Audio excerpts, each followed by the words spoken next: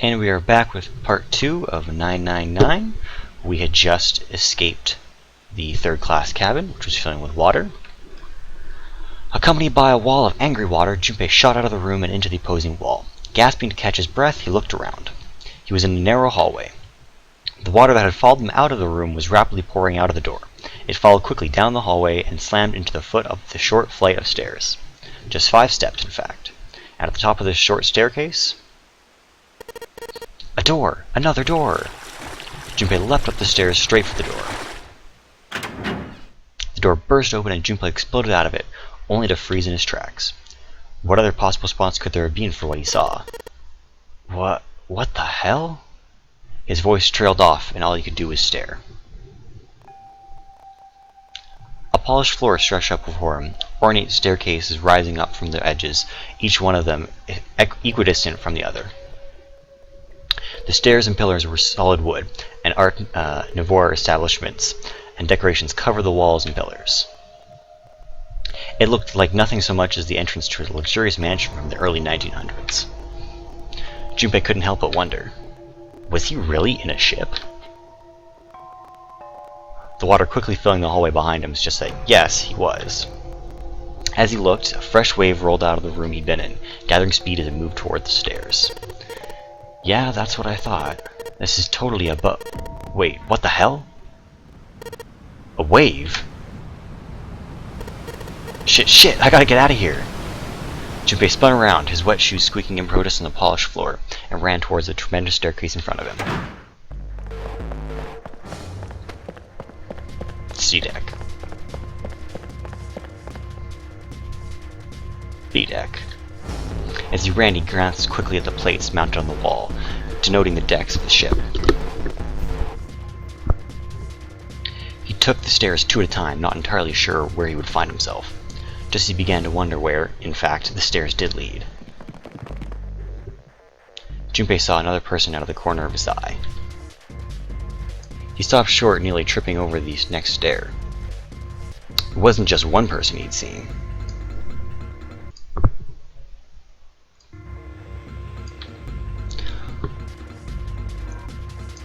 On the landing to the left of the stairs, there were 4 people staring at him. And on the right side, 3 more. All told, there were 7 of them. It looked as though they had been on their way down the stairs. They stopped short when they saw Junpei, their eyes wide. He'd done the same, of course, and now they stood there staring at one another. Junpei didn't move, one foot placed awkwardly on the next step, in the middle of a stride. Who were these people? This entire interaction lasted only a matter of seconds. The woman spoke to Junpei and time began to move again. I guess there's another one of us now. The woman was dressed, Junpei thought, rather like a dancer. Her clothes covered very little, and her prodigious jewelry a little more. Hey, you, come on! Hurry! With no further ceremony, she ran straight past Junpei and toward the doors behind him. The sudden proximity of the woman with such striking assets left Junpei momentarily stunned. But the others wasted no time but quickly followed the strange woman. The first to pass Junpei was a young man with silver hair. He threw a quick glance in Junpei's direction as he ran, muttering, one of us, huh? Following him was an older man, his face calm and without fear. Soft wrinkles sprouted from his eyes, and he came close enough as he passed for Junpei to see wisp of gray in his hair. His composure and shock of hair struck Junpei as rather like that of an elderly lion. Going up won't do you any good. There are 2 doors, but neither of them will open. The next to speak was a girl with pink hair and a high voice. Come on, aren't you coming? You gotta hurry. Her small hand was wrapped around the wrist of another man. His eyes were closed, almost as though he were sleeping. His features were graceful, almost serene, and he was dressed rather elegantly for someone his age.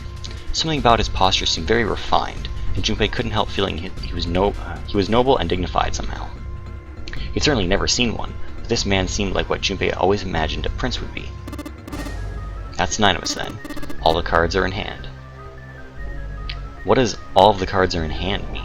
He wondered. Junpei opened his mouth to ask what the other man had meant, but the girl with pink hair rushed past him and they were gone. He turned just in time to see 2 more people running toward him. One of them had their hair like a bird's nest and looked as though a stiff breeze might topple him, and the other was a veritable mountain of a man. The scrawny one said nothing and scuttled past Junpei as though he were running from something. "Hey, what the hell are you just standing there for? Didn't you hear him? The doors on A deck are no good. You gotta check the doors on B deck. Got it? Now go!" Before he had a chance to respond, the man laid a massive hand on Junpei's shoulder. With no more effort than Junpei would have used to brush aside a fly, the man shoved him out of the way. Whoa! Thrown off balance by the man in recent events, it took Junpei a few steps to get his bearings. He finally regained his balance and looked up at what the other 7 had been running toward. There were 2 pairs of large iron doors set into the wall in front of him. They looked quite sturdy and each had handles jutting from them. Written across the surface of each door in red paint was a number. The door on the right had a 4, and the door on the left had a 5. They're the same. The guy Junpei decided to call Silver was mumbling to himself. The room I woke up in had a number on the door, just like that. You too, eh? With an arched eyebrow, the lion looked over at Silver. My cell was the same. A number upon the door. I opened it, rounded on the hallway outside, and found myself in the rather grand room full of stairs, as I suspect did the rest of you. It was as though the floodgates had been opened. They all began to talk at once. Me too. I did too. Yeah, a door with a number on it. It soon became clear that each one of them had awoken in a room with a locked door and solved a puzzle to escape. They all ended up in the same room, almost as though they'd been guided there. Yes, we all saw the same thing. That's not important. We need to hurry. Yeah, I think I don't know that lady? Before the dancer had time to finish, Silver was already running. He grabbed hold of the door labeled 5 and pulled. However, fuck, it's not opening. This damn thing won't even budge. Move. You're in the way. The mountain grabbed Silver's shoulder and tossed him aside. His path cleared, he took a few steps back and then threw himself out the door. Once. Twice. 3 times. 4 times. The door shook as his body slammed into it, but showed no signs of breaking or opening. The mountain threw himself out the door again. Junpei turned toward the door 4. Next to the door on the wall was a small box. It looked just like the one that he'd seen in his room, next to that door. If it was the same, then this door was likely locked as well. Still, he had to check. Junpei grabbed a handle and threw all of his weight onto it. It was locked as tight as the door next to it, as he suspected. Damn it! Junpei punched the door. It did not respond. Were these the only doors, he wondered? He barely finished that thought when the C-deck plate he passed on his way up sprang unbidden to his mind. His body moved before he had time to think. Junpei turned and ran back towards the stairs.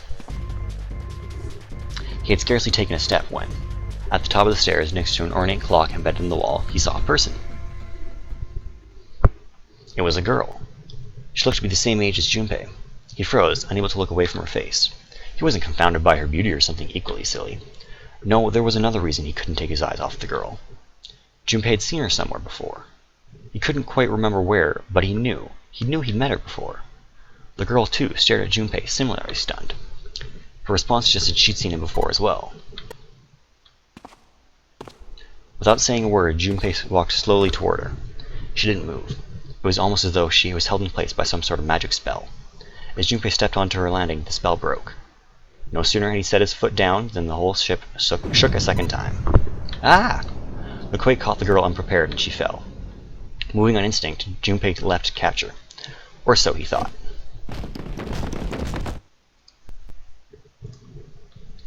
Her face was far closer than it should have been, mere inches from his own. He was flat on his back, and she had landed squarely on top of him. The girl seemed as confused as he did, and her face suggested she still hadn't fully recovered from seeing him. For a moment that seemed to stretch for a very long time. They stared at one another. The ship stopped shaking. Everything was quiet. Water could be heard from the bottom of the ship, lapping faintly at the walls and the ceilings. But eventually that faded as well. The silence was complete, a thick, muffling blanket. At last the girl opened her mouth. "Oh my gosh, is that you, Jumpy?" Jumpy. Jumpy. Her words echoed through Junpei's head, and his memory returned. Akane? Why hadn't he realized it before? The girl was Akane Kurashiki, and she and Junpei had been friends in childhood. They'd gone to elementary school together for 6 years. But what was she doing on the ship? Her soft eyes were only inches away from his own. He could feel the warmth of her face. Feelings he thought long forgotten began to work their way to the surface. He could feel his face heating up. At that moment, a speaker crackled to life, and a cold, eerie voice filled the room. Welcome aboard. I welcome you all from the bottom of my heart to this, my vessel. With the voice's invasion, the spell between Junpei and Akane was broken, and all hints of burgeoning romance instantly forgotten. They hurriedly untangled themselves from one another and struggled to their feet. Their 7 companions had heard the voice as well, and many of their faces had gone pale. They looked around, frantically desperate to locate the source of the voice. At last, they found it. A speaker set in the ceiling. I am Zero, the captain of this ship. I am also the person who invited you here. The voice was harsh, obscured occasionally by the crackle of static. But Junpei recognized it. How could he have forgotten it? It was the same voice he'd heard from the man in the gas mask. Hey, asshole, what the hell is this? Come on out here, I want to get a look at you. What do you mean to do to us? I mean to have you participate in the game. Some of you, I know, are familiar with this game. The Nonary game. It is a game where you will put your life on the line. Nonary game? What the hell is that? The voice continued, implacable. The rules of the Nonary game can be found upon your persons. They are simple rules. Read them.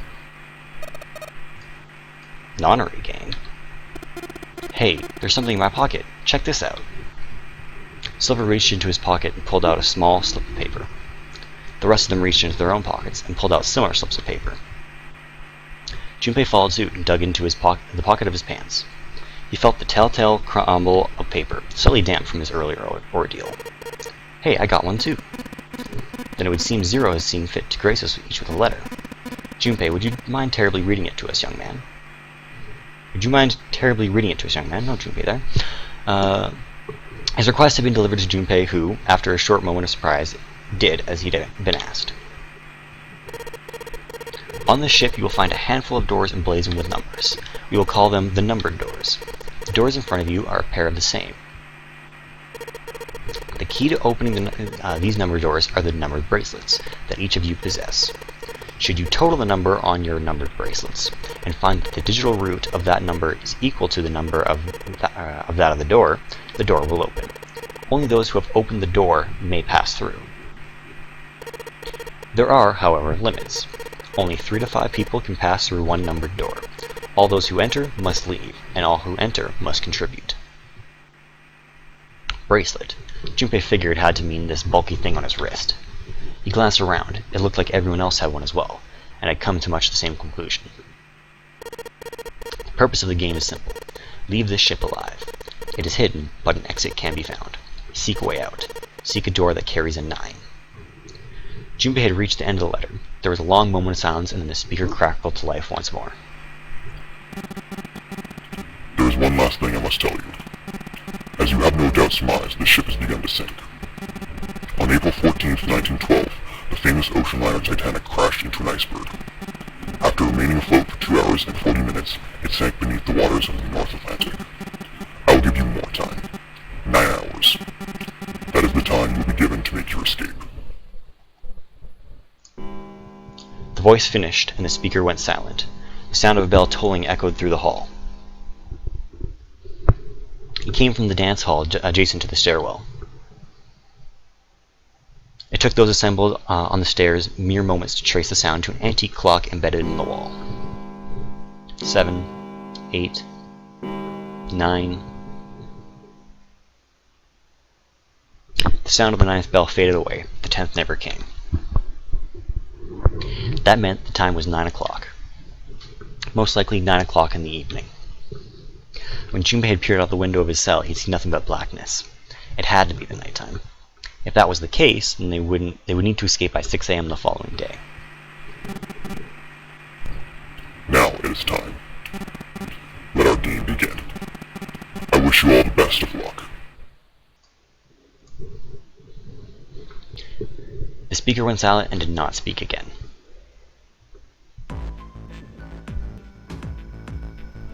Silver yelled at the speaker with language coarse enough to embarrass a sailor, but the rest of Junpei's companions were silent, deep in thought. Junpei, too, was consumed by his thoughts.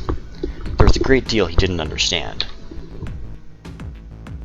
Who was Zero? What was the nonary game? Why had he chosen to make them part of it? Was he a criminal who took delight in playing with his victims? Or did he have some other purpose? And why had Junpei been chosen as part of this insane game? Why had any of them been chosen? Well, one question foremost was on his mind. Akane. They hadn't seen one another since elementary school. Why had she appeared now? Coincidence? No, that seemed impossible. There had to be a reason. He didn't know what it might be, but there had to be a reason. Very well. The lion's voice seemed oddly loud in the silence. Standing around here won't do us any good. Best we get moving, don't you think? Get moving?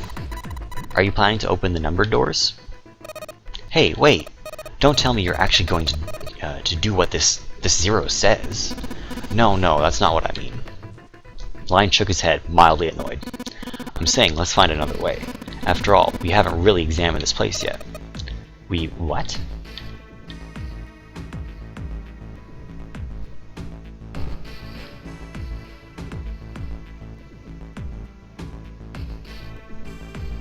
Their separate investigations finished, all 9 people returned to where they left one another. The result of all their work was nothing. They were completely sealed in. Their hard work had not gone completely to waste, however. They had learned a number of things as they scoured the parts of the ship they could reach. It seemed that they were confined to decks A through C. C deck was as far down as they would be able to go, however. The reason being that D deck was completely submerged. Strangely, however, the water had risen no higher than D deck. The flow seemed to have been stopped somehow, as evidenced by the surface of the water on D, which was as smooth as glass. The prince knelt down and gently drew his hand across it. Perhaps the Zero fellows used some sort of remote control to seal a watertight door lower down. He said that our time limit was 9 hours. In other words, this water won't rise for 9 hours. Then you're saying we won't sink till then? Well, that may be a little too optimistic. No point to wishful thinking. There were 3 metal doors on C deck. A single door stood off to the side with 2 more on the wall facing the central staircase. None of them had numbers or verification devices. They were, however, locked like the other doors. No matter how much they pushed and shoved, the doors refused to move. The mountain and the lion threw themselves against them a few times, but to no avail. The door in the back had a keyhole. Just above it was a strange mark in the shape of a circle surrounding a dot. There were 2 other doors on C deck as well, but it was clear they were elevators, as each had a button next to it with an upside-down triangle. They tried pushing the button. No response. Apparently there was no power running to the elevators. To the left of the elevators was the elevator doors was a card reader. The card reader also had a strange mark on it. It looked like a lowercase h with a dash across the upper stem of the h. Junpei stared at it for a while. This is the symbol of Saturn. It's an astrological symbol. Then, the mark on the other door... I think that was the sun symbol. They'd seen the same symbols on A deck. There was a door on either side of the stairs. The one on the left had a keyhole with a similar symbol engraved on it. This is an Earth symbol. The horizontal line symbolizes the equator, and the vertical one represents the prime meridian. Junpei looked up at the ceiling. There was a great circle cut in it, perhaps for a skylight or a glass dome. It had been filled with a gargantuan metal plate. The metal looked very solid. Anything short of explosive charge was unlikely to damage it. There were several windows along both sides of the ship, or at least there had been. They, too, were covered with metal plates. In other words,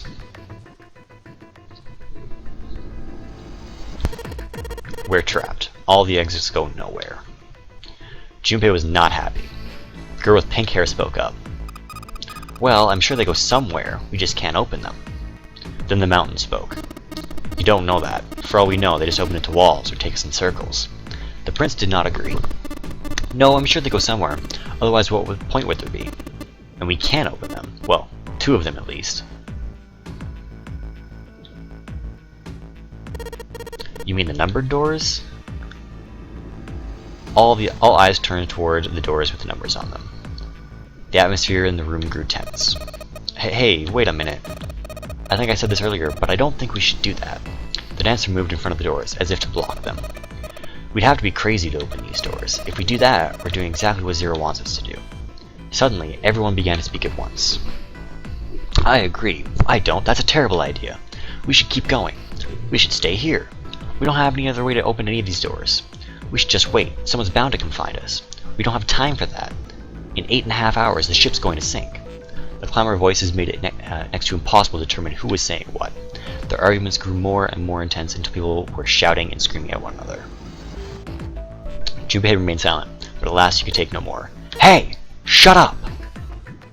They fell silent, and all eyes turned to Junpei. He felt each stare burning into him, but he refused to flinch. Before we try and decide where we're going to go, there's something else we ought to do. What's that? We need to exchange information. We don't know anything about each other. I want to know who you guys are. Who you are, where you came from, and why you ended up here. Don't tell me you aren't curious too. They were silent. Some of them looked at the other way or bit their lip, crossed their arms and stared at the ceiling. But one of them spoke up. It was Akane. I agree. I think Jumpy is right. Jumpy? Oh, I'm sorry. I'm talking about him. I just call him Jumpy. His name is Junpei. She pointed towards Junpei. We're childhood friends. We went to the same elementary school. Wait, stop. Don't tell us stuff we didn't ask you about. Zero's probably watching us right now. What are you gonna do if he's listening in? Would that be bad? Hell yeah, it would. We don't know how much that bastard knows about us. Maybe he just picked a bunch of random people to kidnap. If that is the case, then it'd be dangerous for us to let him know too much. If Zero knows who we are, he could go after our families. Maybe he'd tell us he had to get us to do stuff, you know? But we still need to know what our names are. It's going to be hard to talk to each other if we don't have names. Alright then, why don't we have code names? To him, apparently, it seemed the obvious solution. Code names? Yeah, we'll each pick something. Like, I'll be 7. 7? Why are you 7? It seemed a fair question. The mountain stuck out his left arm. Because this bracelet number says 7. Oh, I get it. Yeah, that's a good idea. He smirked. Alright, I'm gonna be Santa. Any of you chumps know Japanese? No? Well, San means 3, so I'll be Santa. You know, like Santa Claus? Fits, don't you think? Then your bracelet number. Yeah, it's got a 3 on it. Good job, Grandpa. Just like the mountain had done, Silver thrust out his left hand. Sure enough, the face of the bracelet read 3. Very well then. I'll go next, shall I? My bracelet number is 1. Given that, I think Ace seems appropriate. I'll be Lotus then, as I'm sure you all know it is 8 petals, which means, of course, that my bracelet number is 8. I would appreciate it if you would call me Snake. My bracelet number is 2. Since Ace has chosen cards, then I should choose dice, Snake Eyes, clearly, which is particularly relevant given that I am blind. Blind? Really? He kept his eyes closed during their entire ordeal, which suggested something strange, but to hear it said so casually, it was something of a surprise. Everyone seemed a little nervous at the prince's proclamation, but no one seemed to know how to react to it. There was one person, however, who didn't seem to be surprised in the least. The girl with pink hair. I want to be Clover. You know, like a 4-leaf clover. Good luck, right? Looking almost bored, she held out her left hand. The face of her bracelet showed the number 4. They come around to Junpei. He held out his bracelet. Alright, my number is 5, so my codename is going to be... Well, I have one. It's not like there's any point to it now. The dancer cut him off in mid-sentence. I mean, we all know your name already. You're Junpei. Oh. They all nodded. Akane stepped forward nervously. Then you should all call me by my name too, because I mean, it doesn't seem fair to Jumpy. You think it's not cool for you to hide your name after you told us his? Akane fidgeted awkwardly. Junpei decided he had to do something. What's your bracelet number? It's 6. She hesitated for a moment, then held out her left hand. As she claimed, the bracelet's face showed a 6. Junpei looked at it for a moment and thought, Alright then, why don't we call you June? June? Yeah, you know it's the 6th month of the year. So you're June. Jumpy. Akane kneaded her hands and looked up at Junpei uncertainly. He smiled back at her reassuringly. Are you good with that? She thought about it for a few more minutes, then seemed to come to a decision and gave Junpei a small nod. The names decided, Junpei ran over them quickly in his head. 1 was Ace. 2 was Snake. 3 was Santa. 4 was Clover. 5 was Junpei's number. Akane was 6, and Junpei had given her the code name of June.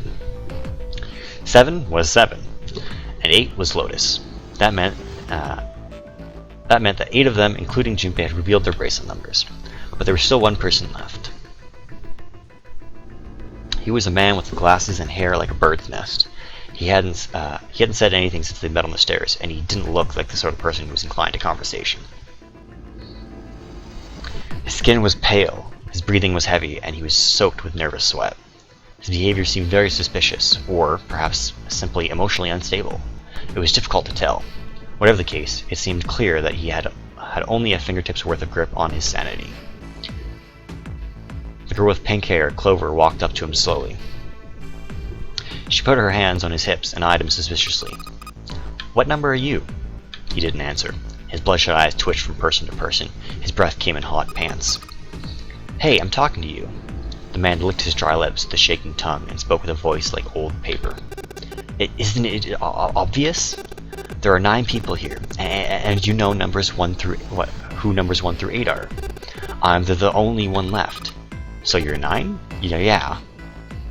He extended a trembling arm. The bracelet did indeed say 9. Clover looked at it contemptuously. What's your code name? Code name? What do you want us to call you? We all made up names. You should too. I don't need one. Why not? Because I'm not going to stay here with you. He took a shuddering breath and exhaled. Clover looked at him, with very light disgust. You got some sort of plan? I do. Yeah? What's that? You sure you want to know? Yeah. Alright. Let me show you. I'm going to do this. I can't scream. Not going to. By the time they realized what he was doing, it was too late to stop him. The man's body moved like a snake's. In the blink of an eye, he had slid around behind her and wrapped his arm around her waist. Hey, what the hell do you think you're doing? Santa leapt forward toward Clover and the 9th man. He was halfway there when... Stay back! Suddenly the man's hand dove into his pocket. He came back out with a knife. A pocket knife. He held it to Clover's pale, quivering neck. If you get any closer, I'll cut her open. Santa skidded to a halt. He snarled at the scrawny man with a knife and gritted his teeth. Yes, that's right. The man's smile was neither friendly nor reassuring. Sweat poured down his neck, soaking the collar of his shirt. Clover, are you alright? The prince, Snake's voice sounded oddly concerned. Yeah, I'm fine. Her voice shook, making her words even less convincing. What the hell are you trying to do? I told you. This is my plan. What are you gonna do to her, you sick son of a bitch? Don't worry. I'm not gonna do anything to her. If she just does what I tell her to, I'll let her go. He started to move backwards, slowly keeping his grip on Clover. Keeping their distance, Junpei and the others followed. Eventually the man reached the wall. He gave a start as his back touched it, and then glanced around quickly and spoke. Verify. Huh? The left. Look on your left. Did you see the device on the wall? Place your hand on the scanner panel, the round part. What if I don't? The man's nostril flared and he looked like he was about to choke. Are you an idiot? What do you think? I could slit your throat right now. I'll kill you if I have to. All I need is your bracelet. Just do it! Do it now! He pressed the knife against Clover's neck, hard. Slowly, she stretched out her left hand towards the device. Her back was to it, and she had to feel around for a moment before she found the circular panel. It made a cold, electronic noise, and on the display above her hand an asterisk appeared. So that's how it works, Junpei thought to himself. By placing one's palm on the 9th on what's the ninth man called the scanner panel, the user's bracelet number would be entered into the device.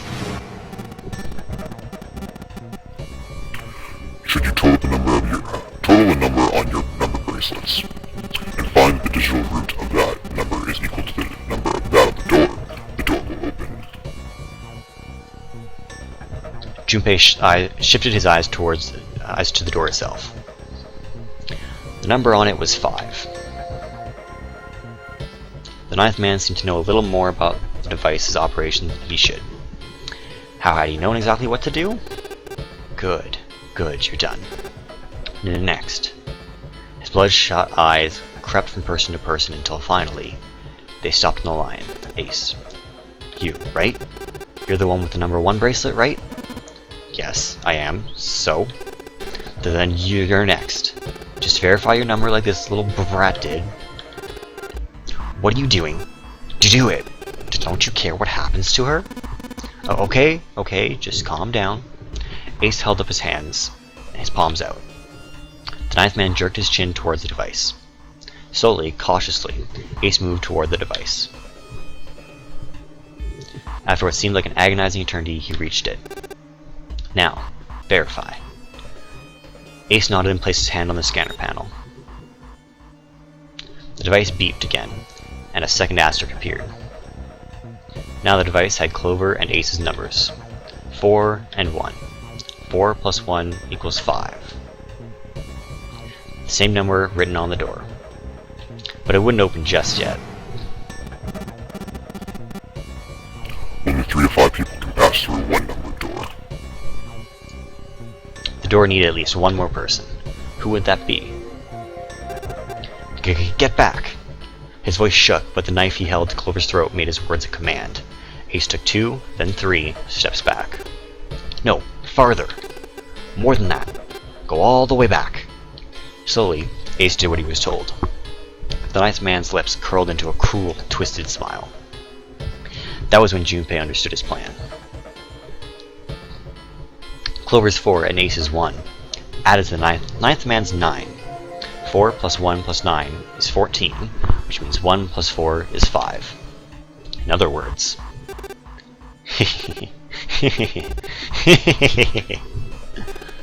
Thank God you were all so cooperative. Now I can get out of this nightmare. He pressed his own hand against the scanner panel. A third asterisk appeared on the screen. He dropped his hand to the lever on the side of the device and pulled.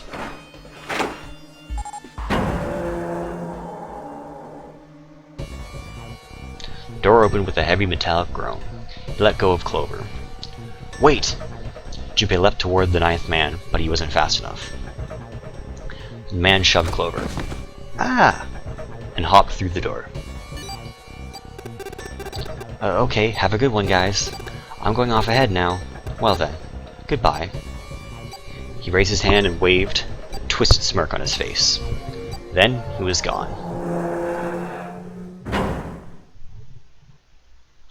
The door ground shut with a dull clang of metal on metal. Clover! Are you alright? Snake ran to Clover's side as she lay on the floor. Yeah, I'm fine. She climbed unsteadily to her feet, and once there, leaned heavily on Snake's shoulder for support. Junpei ran to the door. The others followed him. Several pairs of hands grabbed hold of the handles and pulled. They grunted and strained, but... Shit! It won't budge. That was when Lotus, the dancer, spoke. Her voice was quiet. Do you hear something? Like what? Like some sort of beeping? Junpei pressed his ear against the cold metal of the door. The others did the same. You're right, I can hear it too. What is it? Then they heard something else. It was a ninth man. Shit! Why isn't it stopping? God damn it! You lied! Lied? This wasn't supposed to happen. This is wrong. This is wrong. His voice shook with fear. Safe on the outside, they stepped back from the door and looked at one another. What is happening in there? Oh, open the door! Please! I'm begging you! Help me! Please, get me out of here! Get me out of here! Junpei grabbed hold of the device. He slammed his hand on the scanner panel. Nothing happened. Why didn't it register him? He looked at the display where the asterisk had shown up. It said engaged. Oh my god, there's no time left. Listen, I was lied to. He lied to me. He put me in here. It was him. He killed me. It was him. Yeah!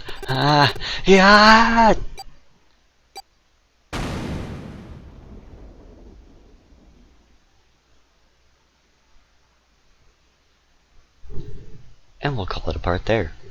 We're going to find out what happened to the ninth man and what will happen to everybody else in a little bit. Until next time.